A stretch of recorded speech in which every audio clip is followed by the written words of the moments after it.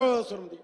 కానీ 10 సంవత్సరాలుగా ఈ రాష్ట్రాన్ని పరిపాలించినటువంటి కేసీఆర్ కుటుంబము ఈ రాష్ట్రాన్ని దోపిడీ చేయడం జరిగింది. సాగునీటి ప్రాజెక్టుల పేరు మీద కానీ, లేకపోతే లిక్కర్ వ్యాపారంలో కానీ, కాంట్రాక్ట్ల వ్యాపారంలో కానీ, భూముల వ్యాపారంలో కానీ, గ్రైనేట్ వ్యాపారంలో కానీ, ఇసుక వ్యాపారంలో కానీ బీఆర్ఎస్ పార్టీ తెలంగాణను పూర్తిగా దోపిడీ చేయడం జరిగింది. చివరకు ఏ రకంగా ఉందంటే, తెలంగాణను దోచుకున్నది సరిపోలేదని ఢిల్లీకి వెళ్ళి అక్కడ బీరు బ్రాండీ వ్యాపారం పేరుతో అక్కడ కూడా అవినీతికి పాల్పడినటువంటి చరిత్ర ఈరోజు కేసీఆర్ కుటుంబాన్ని సందర్భంగా మనం చేస్తున్నాను. అందుకే ఈరోజు మనమందరం కూడా ఈ అవినీతి వ్యతిరేకంగా పోరాటం చేయాలి. ఈరోజు సిగ్గుండాలే బీఆర్ఎస్ పార్టీ నాయకులకు. చేసింది అవినీతి, కుంభకోణం జరిగింది ఢిల్లీలో. అది ఎక్కడ కూడా తెలంగాణ రాష్ట్రానికి కానీ, తెలంగాణ రాష్ట్ర రాజకీయాలకు కానీ సంబంధం లేదు. జరిగింది ఢిల్లీలో.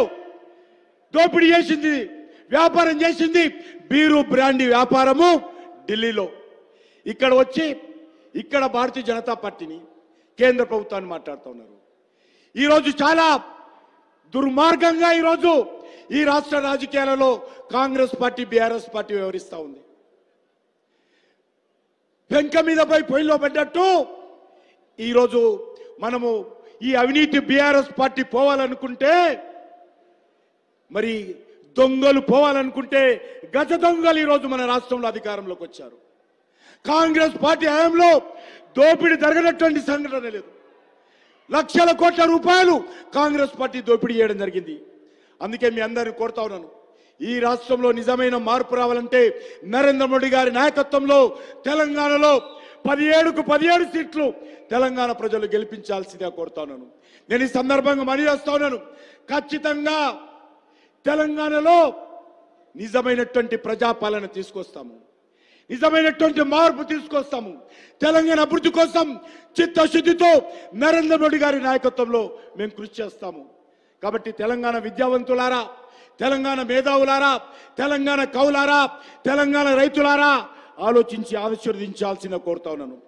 ఈరోజు తెలంగాణ ప్రశ్నిస్తున్నది తెలంగాణ యువత. ఎక్కడ పోయింది నిరుద్యోగ వృత్తి అని అడుగుతా ఉన్నాను.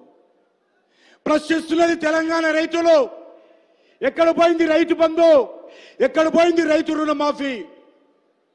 ప్రశ్నిస్తున్నది మహిళ, ప్రశ్నిస్తున్నది తెలంగాణ మహిళ. ఎక్కడ పోయింది మహిళలకు 2500? ఈరోజు ఎక్కడ